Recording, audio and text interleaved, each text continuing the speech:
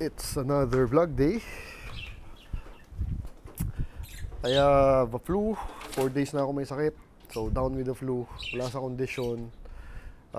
Anyway, here's the 190 for you. Pinalitan natin yung headlights ng bago. This is brand new. Galing kay Evelyn, thank you. Glass. Kasi yung problema, may crack. Tapos, pati fog lamps, yung bulbs, pinalitan na rin natin H3 dalawa dahil nabulag yun. So, na-install na ni Charlie. Bago na yan, ito yung luma. Ito yung box. Yan. Galing kay Evelyn, 12,000. Yan yung luma. Kasi merong crack yung glass. So, since meron sa Evelyn, kinuha na natin para bago naman din tingnan. No?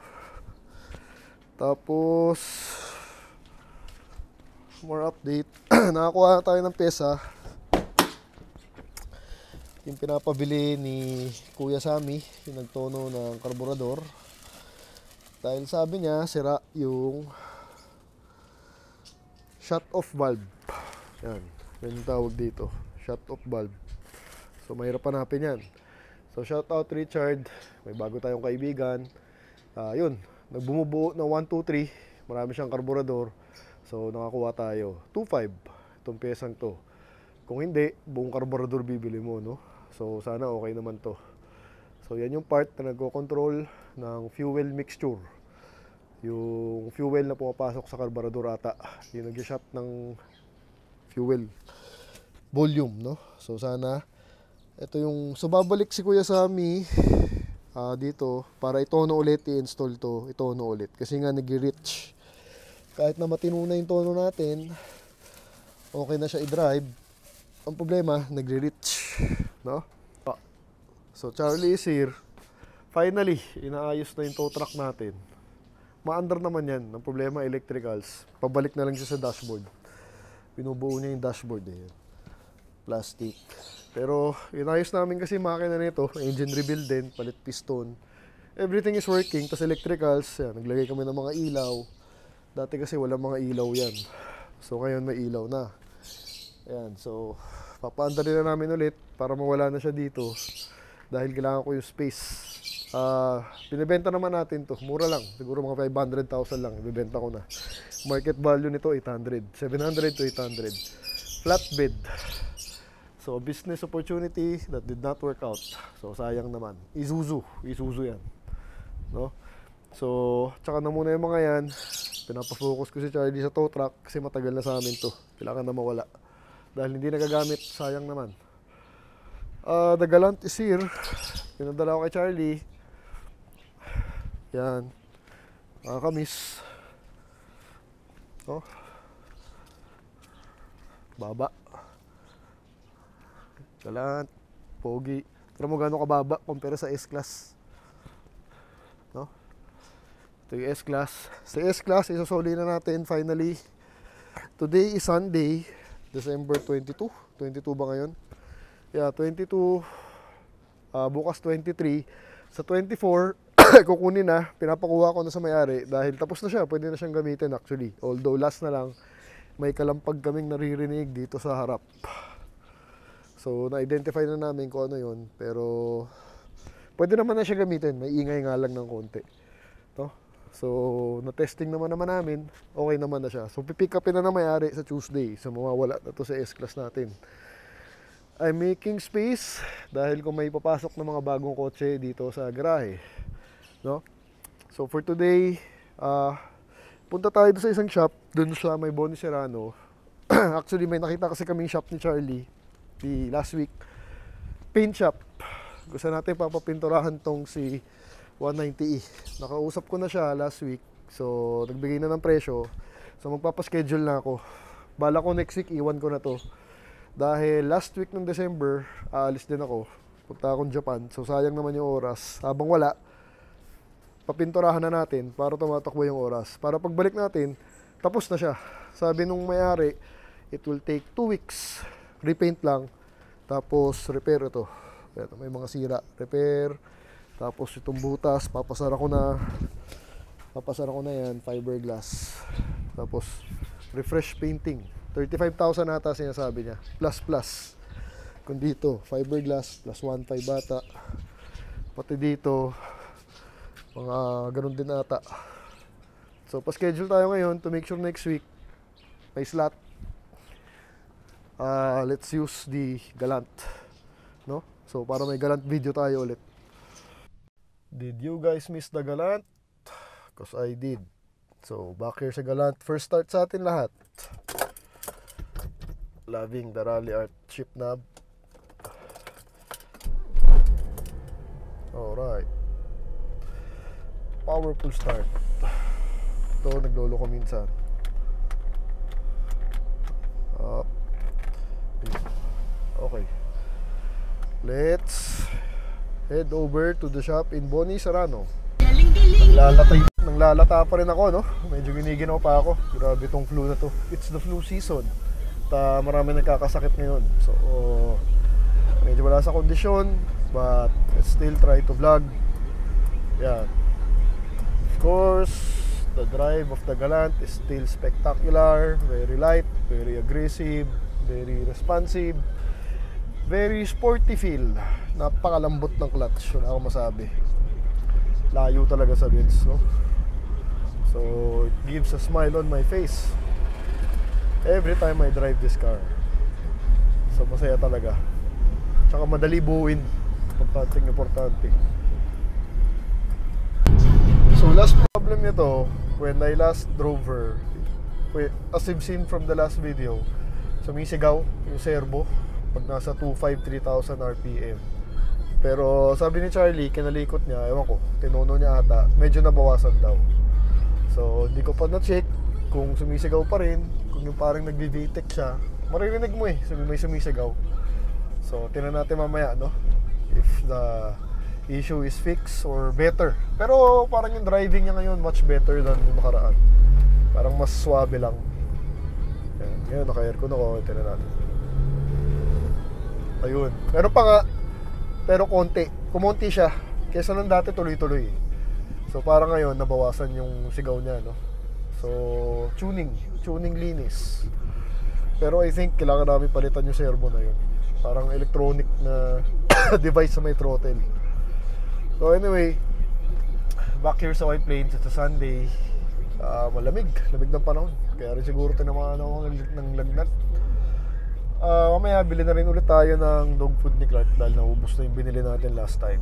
So nothing special for this episode, for this video. Parang updates lang and a Galant video again para lang makita nyo siya ulit kasi madami naghahanap sa kanya. Kailangan ng iba, binenta ko na. Hindi po natin binenta to, na kay Charlie to, siya gumagamit, binigay natin sa kanya para may kotse siya, itong family niya may nagagamit, no? Dahil matinong kotse to. So, I'm just actually enjoying the drive today, Sunday drive afternoon. Kalmado na dahil malapit na Pasko. Pasko will be on Wednesday, no? Bukas 23, 24 Tuesday, so 25 Wednesday. Kaya I guess everyone's just relaxed already, nasa bahay na. So, I'm just enjoying the White Plains drive in this Galant. Dahil hindi ko naman siya lagi nakikita. Yeah, ganda ng 9,000 RPM. And another sakit ng Galant is yung sumasabit yung shift.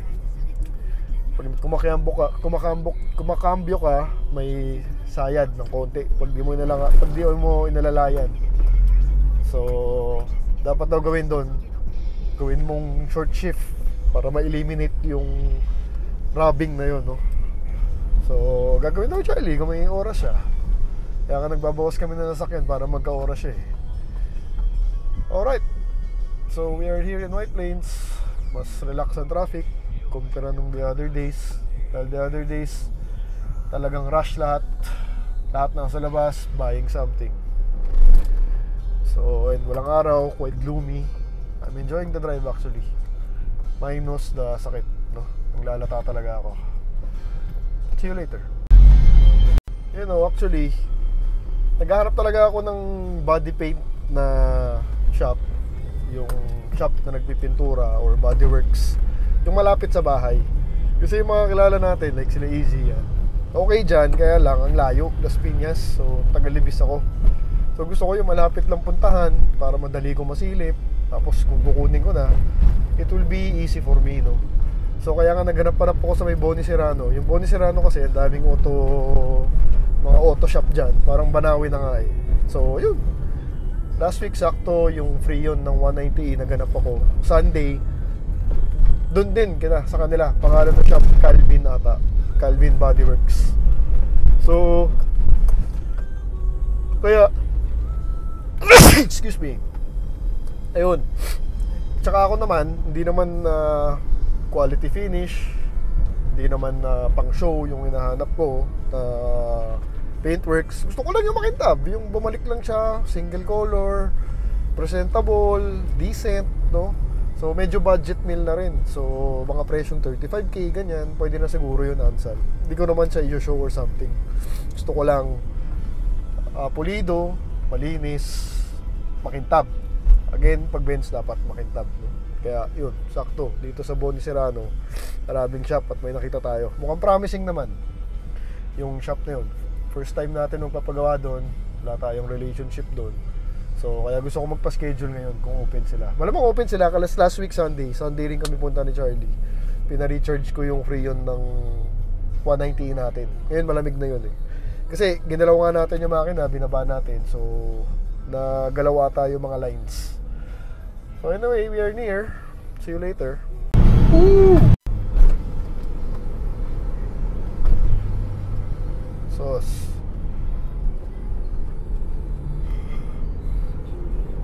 Third gear, fourth gear, kulang ang daan. Ang dali i-drive, ang galant, suabe, napaka driver friendly, at ang gusto hataw. Itong coaching to, no? Yan. Dito sa Boni Serrano, ayun, no, daming shop, no? Kahit linggo, diba? Kaya nakakatuwa tong lugar na to, ito saktong lapit sa amin. So kaya dapat may mga mahanap tayo mga kaibigan dito to build relationships. To mga gulong, kung na-flat ka, ayan, napagawa ako dyan para kompleto. Importante you build relationship with the shops dahil sila ang tutulong sa'yo. Alright, ayan, dami dito. Oh, yan. Yan, shop din yan. Nakakatawa. Si Calvin yung may high ace. May aircon din sila, auto air, lahat tata. Overhaul everything yan, Calvin. Alright, so nakausap ko na yung pintor dito kay Calvin. Pwede raw, iwan ko na next week. So dadaan ko na ng kotse, iwan ko para masimula na. Ano, ang dami, oh. Pati dito auto tint, body repair, everything, no? So, balik tayo White Plains. Bili tayo ng dog food ni Clark. One more look at the shop. Mga simpleng shop lang, aray ko. Kanto shop, kanto shop. Pwede na siguro yan. Repaint lang naman eh. Hindi naman ako masahilan eh. Basta yung bumuo yung kulay niya, wala importante sa akin. Tsaka maayos yung mga sirang panels, no? So testing yun, kung okay sila sa 180, kung okay yung gawa, eh yung 124 natin, doon na rin natin papagawa. Siyempre, ang habol ko kasi malapit sa bahay, madali puntahan, no? Accessible, and bukas pag linggo. Napaka-importante, Sunday open, dahil yun lang din yung ang oras namin minsan. Saturday, Sunday. Saturday naman, daming tao. Mas pabor actually Sunday, dahil mas maluwag lang. Kasi karamihan na shop sarado pag Sunday. So at least to, open siya ng Sunday, no? Alright, let's head back to White Plains. Hataw tayo ulit mamaya dyan sa may Boni Serrano.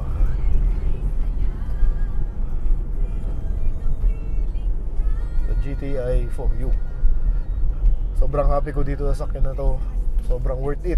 Less than 100,000 pesos, no? Pero marami tayong ginastos. But the thing is, madali buuin. Daming parts available, pati brand new parts. Banawi lang, ang dami. Body parts, marami. Sila Raymart, andyan. May group. Second gear.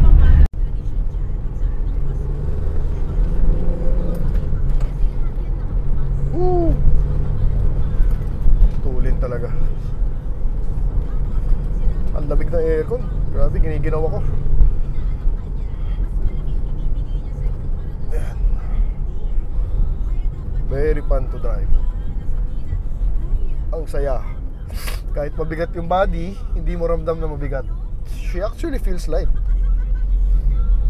No? Kumpara mo kung yung 124 hindi drive mo yun, ramdam mo yung bigat ng motong yun. Ito hindi. Magaan. Pabalik. The white plains with the GTI. So it's just a driving video for you guys. Errand again.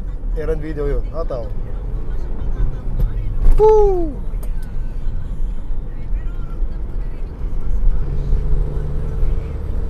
Ayun yung sumisigaw na bitik. Oh. Suabe.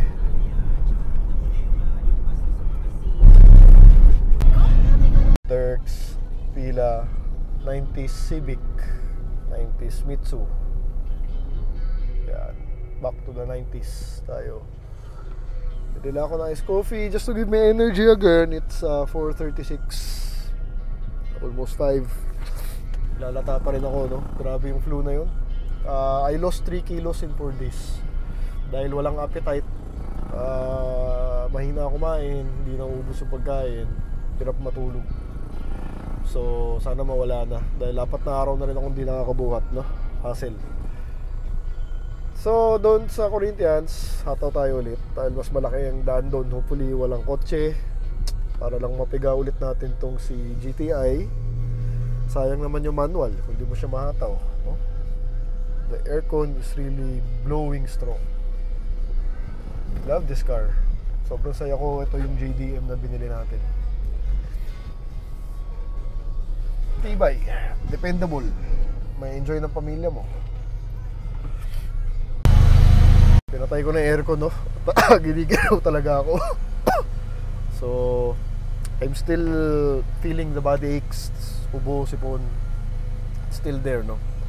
So anyway, pila lang kay Civic. After tayo na, let's order the coffee, then let's head back home. Drive this car sa Corinthians, isang hataw lang, just for you guys, no? Then tatapusin ko na yung vlog. Alright? Just a short video. Happy Sunday, everyone. Mating pala na to. Ang ganda, oh.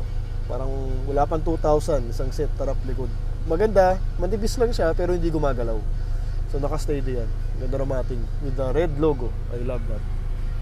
So, yun lang. Ayun, oh. Mating. Nice car. Tsaka to, gusto ko talaga to. Dami mong malalagay mga barya. Dito, cellphone, barya. Coffee is here. Ay, wala. Kalimutan ko yung dog food ni Clark nandito. Saan ba? Doon sa kabila. Hindi ko na makalimutan. It's over here. Ayan, park lang tayo. Pogi ng galaan. Oh. Ano naman? Kumakintab to. Kung magka-budget, palang araw. Next year, tingnan natin. Ayan, Doggy Land. So kung magka-budget, malay mo naman, mapinturahan natin next year to. Dahil syempre, unahin natin si 190E, si 124. No? Marami tayong unahin. Alright. Here we go. Sana wala masyadong kotse. Oh, 140. 140 ba? E-Class. Hindi, 124 lang. 140. No? Third gear. Kumanda na third gear.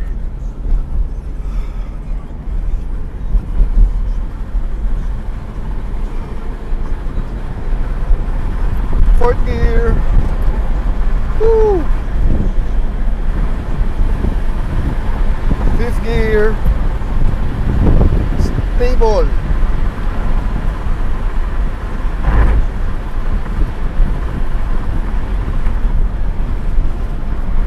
Nice. One more pull. Ay, may kotse na.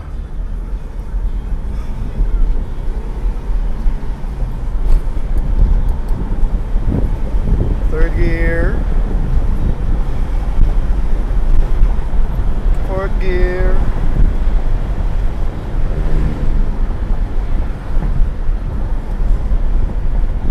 Solid.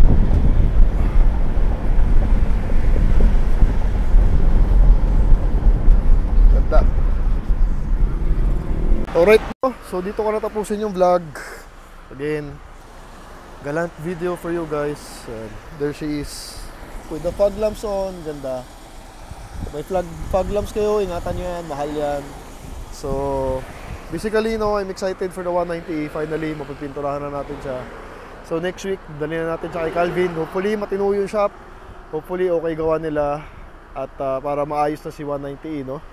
So, that's the vlog for today. Thanks for watching. If you're not subscribed, please help me out by subscribing to my channel if you like the cars that I'm showing you. If you're subscribed, please hit that like button. Thank you. Two different levels, I cannot relate.